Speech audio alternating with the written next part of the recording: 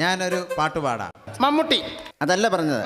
ഞാനൊരു പാട്ടുപാടാം. മമ്മൂട്ടി മമ്മൂട്ടിയാണ്. അതല്ല ഞാൻ പറഞ്ഞത്.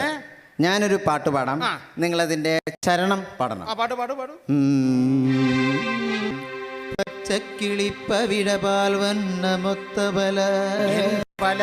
മൊത്തബല കൊച്ചുങ്ങൾ അഞ്ചെണ്ണം.